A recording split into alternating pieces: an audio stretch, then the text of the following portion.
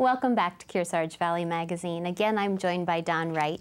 We're here in his lovely home. Thank you, Don, for having us. Thank you for coming. Last couple of weeks, we've started to track through your amazing life story, all recorded here in your new book, Life is a Piece of Cake. And last week we talked about the farm that your mom and your grandparents finally found for you to board at while they were working. So tell me a little bit more about what those 2 years with Maud and Millard Hudson meant to you. They meant a lot to me, and they meant a lot to my family. My mother, I found out during the deathbed reminiscences we had, was quite concerned, obviously, just to drop your kid off on a strange farm. But I handled it beautifully. I mean, to me, it was just another nice place to live, except this was more than that, because I had gone from a city life to a 150-acre playground. They had the Prince and Polly, the horses. We had tractors. We had it was a dairy farm. Okay. And when I first got there, they had a hired man called Judd. And I also had responsibilities, although I didn't know that at the time. And I had been there a couple of days, and I thought I was in hog heaven.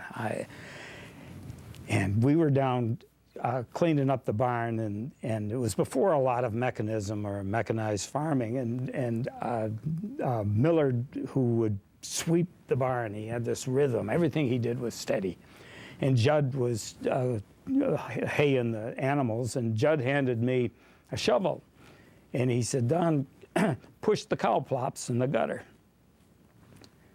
I looked at him, I says, "This city kid isn't going to be pushing any manure around, I'm going to tell you that." And he handed it back to me, so I threw the shovel at him. And I sprinted out of the barn, and he came right after me. And I was pretty shifty. He didn't catch me, but he got in a gully, and he fell, and really, he was shirtless, and he had really put an abrasion on his body. And I don't remember the exact details after that, but that night at supper, it was very quiet. Maud was a talker, Millard was stoic, and Judd never spoke. And nobody spoke that night. And Maud, about time dinner was done or supper was done, she reached over to the phone and she dialed Sheridan 2340. That was my mother's number. And I thought, oh man, I am so happy here. And I screwed it up. And my mother didn't answer. And the next morning, Judd said to me as we had breakfast, he said, "Why don't you come out in the back 20 and we'll and work in the potato patch?" So I was forgiven.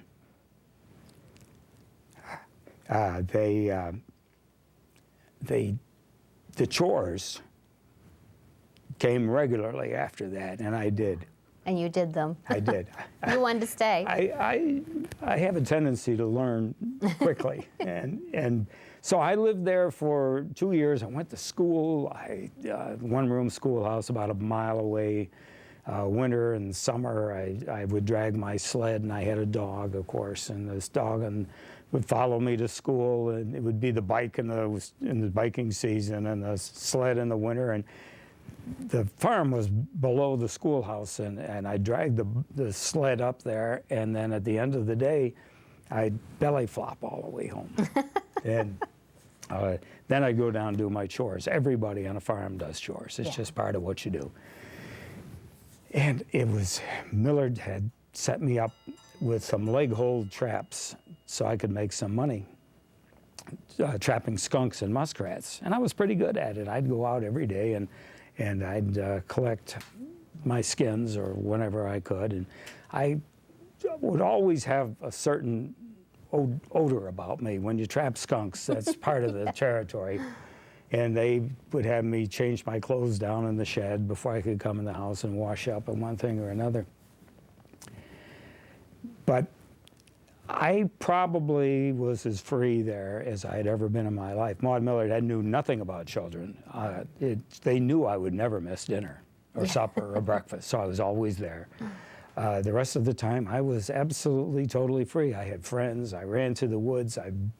I played in the creeks, the shallow creeks. I never went near the big creek. I don't know how to swim. Didn't then, don't now. Stay away from water. Nice to wash with.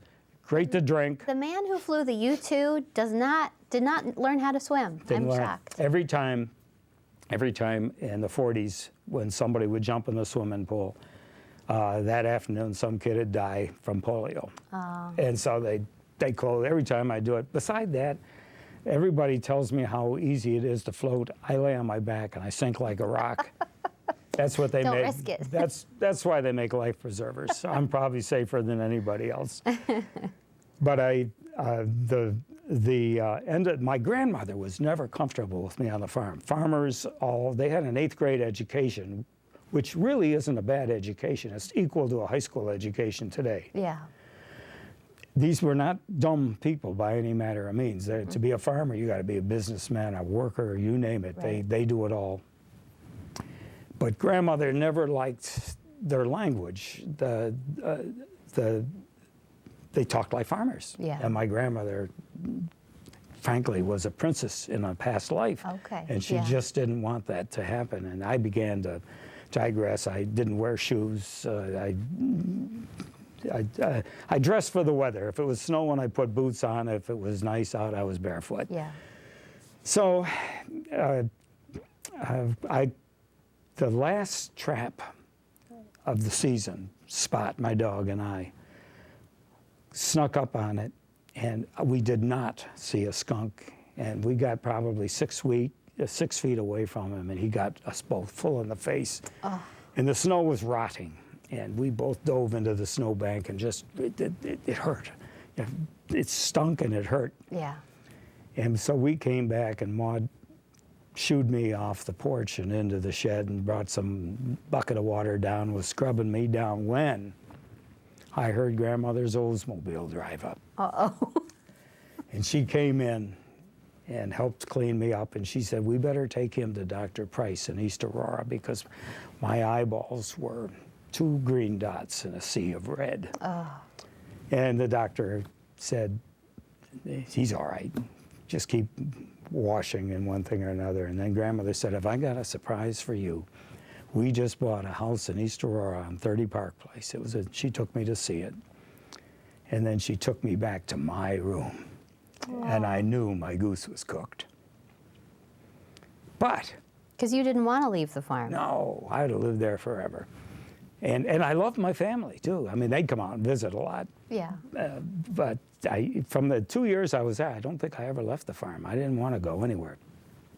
But Grandma said, she says, don't worry, we bought you a new Schwinn bicycle. The farm is 6 miles away. If you want to go there on weekends or any other time, you just jump on your bike and ride on down there. And that's the way it was. Instead of having to move, I just gained another home. Well, so it all worked out beautifully, and everybody was happy. That's almost the best solution. Yeah, it was a perfect solution. Yeah. Well, that tells us a lot about you and that amazing experience. And next week, we're going to start talking about the Air Force and how you became a pilot. All righty. I hope you'll join us next week for that. We'll be back in a moment.